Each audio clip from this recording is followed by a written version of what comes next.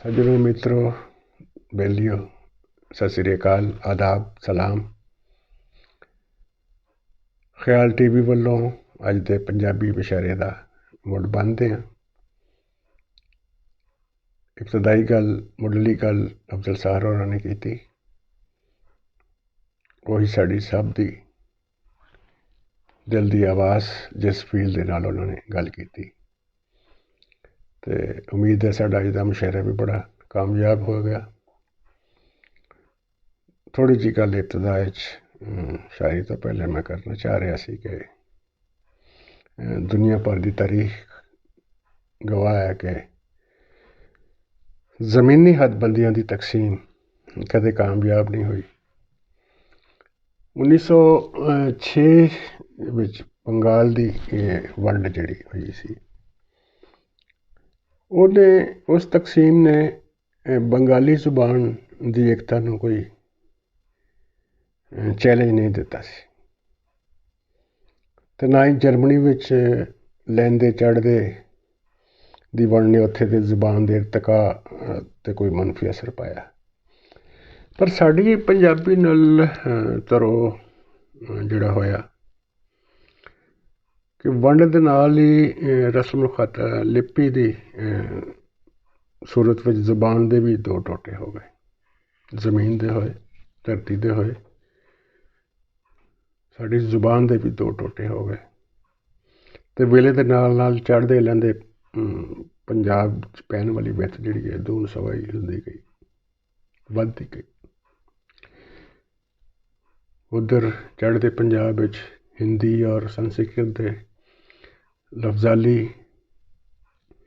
कुसेड़न की कोशिश की गई और उधर साढ़े अरबी और फारसी ते ज़्यादा लफज शब्द जिहड़े शामिल शौहरी तौर पर किए गए ताकि जुबान थोड़ी दूरी पै जाए। तो साढ़े इत्थे गुरमुखी रस्म खत नूं भी ये कह के कि गैर मुस्लिम है उन्हें रद्द कर दिता गया। तो पर अपने लिए कोई ऐसा मुसलमा कोई भरवां तरीक़ेकार नहीं बनाया गया जो मिथ्या गया कि पंजाबी दे मुख्तलिफ लहजियां विच दूरियां ते ओपरापन दूर कर सकता है। पंजाबी मीडिया ने भी अपना कोई मौसर किरदार अदा नहीं किया, ना वो इस पोजीशन है सी कदी।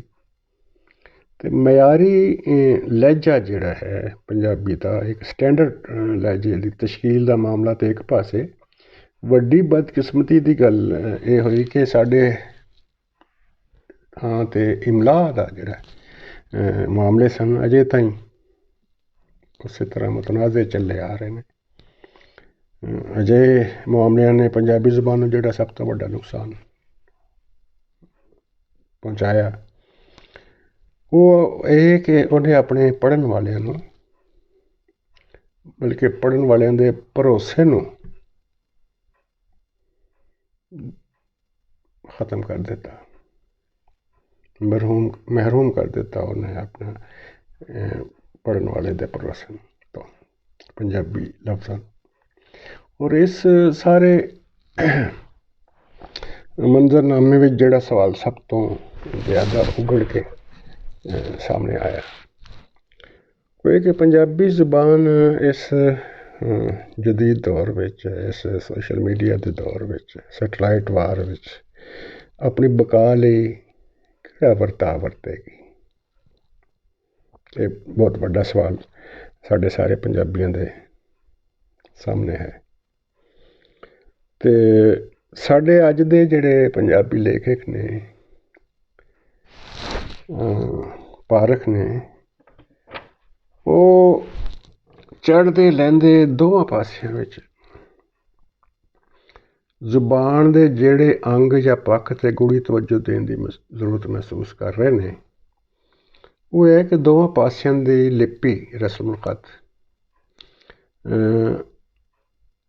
तो आशना या जानू होने की लोड़ बहुत ज़रूरत है।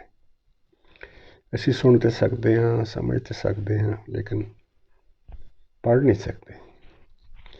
और इस ना पढ़न की वजह नाल लिपि ना समझ आने की वजह नाल कितना बड़ा खजाना पंजाबी लिटरेचर का वो तो असी दूर है। बहुत जो पंजाबी दानिश लोक दानिश जोड़ा अदब तखलीक किया गया पंजाबी, वो उधर के लोग नहीं, दोस्त नहीं साढ़े पढ़ सकते, उधर का अदब असी नहीं इत्थे पढ़ सकते। तो इसलिए इस लिपि नूं जानन की बहुत जरूरत है। और अपनी अपनी सतह पर कोई दोस्त काम कर भी रहे हैं। इधर भी गुरमुखी दी क्लासां शुरू कीतियां गई ने, अपने तौर पर दोस्त जिहड़े जानते हैं वो एक दूसरे को सिखा रहे हैं। उधर भी उर्दू लिपि नूं सीखण, शाहमुखी लिपि सीखण का शौक बहुत ज़्यादा है और लोग दोस्त पढ़ रहे हैं, मतलब जसपाल भाई कई होरी और इस तरह के होर बहुत सारे दोस्त जिहड़े ने इधर दे लिटरेचर नूं वो अपने गुरमुखी उत्थे कोशिश करते हैं अपनी हद तक जिन्ना पहुँचा सकन। तो असी भी कोशिश करी दी कि उत्थों गुरमुखी तो असी शाहमुखी दोस्तों तक जिन्ना पहुँचा सकी कर सकी। लेकिन एक अपनी ज़ाती सतह तक वो ज़ाहिर और वड्डा काम नहीं हो सकता। बहल एक प्लेटफार्म की ज़रूरत है, सांझ की ज़रूरत है। और इसलिए असी अज कोशिश की सी कि एक सांझा मुशायरा किया जाए, दोवां पंजाबां नूं सुनिया जाए, एक दूसरे की आवाज़ नूं सुनिया जाए। अदीब शायर तो आपस च राबता रखते हैं, लेकिन आम पब्लिक आम लोकाई तक गल उस तरह नहीं पहुँचती। तो साढ़े अज के मुशायरे का मकसद ये सी कि दोवें पंजाब इकट्ठे होकर एक तीजा पंजाब जिहड़ा है सोशल मीडिया में बनाया जा सकता है और एक दूसरे के करीब आया जा सकता। और इस सांझा मुशायरे का मकसद भी साड़ा यही सी कि दोवां की गल सुनी जाए, समझी जाए। तो एक नज़म पेश करदा वां, उस तो बाद फिर मुशायरा बकायदा आगाज़ उस तो करांगे सी। सांझियां बत्ती तारां। सांझियां बत्ती तारां ओ दिन आवन वाला है, जद असां तुसां ठेकेदारां दे ज़ालम हत्थ पलीत च वड्ढने। ओ दिन आवन वाला है, जद असां तुसां ठेकेदारां दे ज़ालम हत्थ पलीत च वड्ढने। उच्चियां शमलियां नूं अग लाउणी, चुण चुण बदले लैणे, ताडे बीह नहीं छड़ने। तुसां साडी धरती वंडी, तुसां साडी धरती वंडी, साडियां मत्थियां ते धर्मां दी तख्ती ला के साडी मां दी चुन्नी अध विचकारों पाड़ी। साडियां मत्थियां ते धर्मां दी तख्ती ला के साडी मां दी चुन्नी अध विचकारों पाड़ी।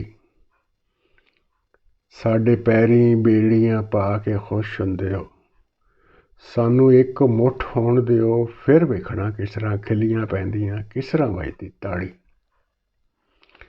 साडे पैरीं बेड़ियां पा के खुश हुंदे हो, सानू एक मुठ होण दिओ, फिर वेखणा किस तरह खिल्लियां पैंदियां, किस तरह वजदी ताड़ी। ताड़ियां कंबदियां हत्थां चों असां अपनी चाबी खोणी, ताड़ियां कंबदियां हत्थां चों असां अपनी चाबी खोणी। ताड़े कोलों किरना वंडदे सूरज दे सजरे मुखड़े ते कालक मल नहीं होनी। असां ते अपनी महक दी रत विच मिट्टी गुन्न के अपने मत्थे पोचने। सच दियां रंबियां नाल गोडी करनी, रंगले मौसम सोचने। ए कंडियालियां तारां लावण वालियो आओ, ए कंडियालियां तारां लावण वालियो आओ, इस पासे दी वाह नूं उधर जान तो मोड़ो। ए कंडियालियां तारां लावण वालियो आओ, इस पासे दी वाह नूं उधर जान तो मोड़ो। उस पासे दी खुशबू इधर आन तो ढको। हत्थों रेता वांग तिलक दे वेले दे गल रस्से पाओ, पैरी संगल बन्नो, पर ताड़े तो ये नहीं होना। ਪਰ ਤੁਹਾਡੇ ਤੋਂ ਇਹ ਨਹੀਂ ਹੋਣਾ। ਅਸਾਂ ਤੁਹਾਡੀਆਂ ਨਾੜਾਂ ਅੰਦਰ ਸਹਿਮੇ ਲਹੂ ਵਿੱਚ ਇਸ ਤਰ੍ਹਾਂ ਹੀ ਆਪਣੀ ਵਹਿਸ਼ਤ ਦੀ ਵਿਸ ਘੋਲਣੀ। ਸਾਥੋਂ ਸਾਡੀ ਬੋਲੀ ਖੋਹ ਕੇ ਆਪਣੇ ਨਾਅਰੇ ਦੇਵਣ ਵਾਲਿਓ, ਅਸਾਂ ਤੁਹਾਡੀ ਜੀਭ ਨਹੀਂ ਬਣਨਾ। ਅਸਾਂ ਤੇ ਆਪਣੀ ਬੋਲੀ ਬੋਲਣੀ, ਆਪਣੀ ਚੱਸ ਵਿੱਚ ਆਪਣੀ ਵਸੋਂ ਵਸਣ। ਅਸਾਂ ਨਹੀਂ ਤੁਹਾਡੇ ਕਾਗਜ਼ੀ ਫੁੱਲਾਂ ਦੇ ਰੰਗ ਸੁੰਘਣੇ ਜਿਨ੍ਹਾਂ ਦੇ ਅੰਦਰ ਸਾਡੀ ਮਿੱਟੀ ਮਹਿਕ ਨਾ ਮਾਰੇ। ਅਸਾਂ ਨਹੀਂ ਤੁਹਾਡੇ ਕਾਗਜ਼ੀ ਫੁੱਲਾਂ ਦੇ ਰੰਗ ਸੁੰਘਣੇ ਜਿਨ੍ਹਾਂ ਦੇ ਅੰਦਰ ਸਾਡੀ ਮਿੱਟੀ ਮਹਿਕ ਨਾ ਮਾਰੇ। ਹੁਣ ਨਹੀਂ ਅਸਾਂ ਨੇ ਘੋਲਣ ਦੇਣੀ ਤੁਸਾਂ ਨੂੰ ਆਪਣੇ ਦੁੱਧ ਵਿੱਚ ਕਾਂਜੀ। ਇਹ ਕੰਡਿਆਲੀਆਂ ਤਾਰਾਂ ਲਾਉਣ ਵਾਲਿਓ, ਵੇਖੋ ਅਜੇ ਵੀ ਸਾਡੀ ਖੁਸ਼ਬੂ ਸਾਂਝੀ। ਇਹ ਕੰਡਿਆਲੀਆਂ ਤਾਰਾਂ ਲਾਉਣ ਵਾਲਿਓ, ਵੇਖੋ ਅਜੇ ਵੀ ਸਾਡੀ ਖੁਸ਼ਬੂ ਸਾਂਝੀ। ਅਜੇ ਵੀ ਸਾਡਿਆਂ ਫੁੱਲਾਂ ਦੇ ਰੰਗ ਰਤੇ ਸੂਹੇ, ਅਜੇ ਵੀ ਸਾਡਿਆਂ ਫੁੱਲਾਂ ਦੇ ਰੰਗ ਰਤੇ ਸੂਹੇ।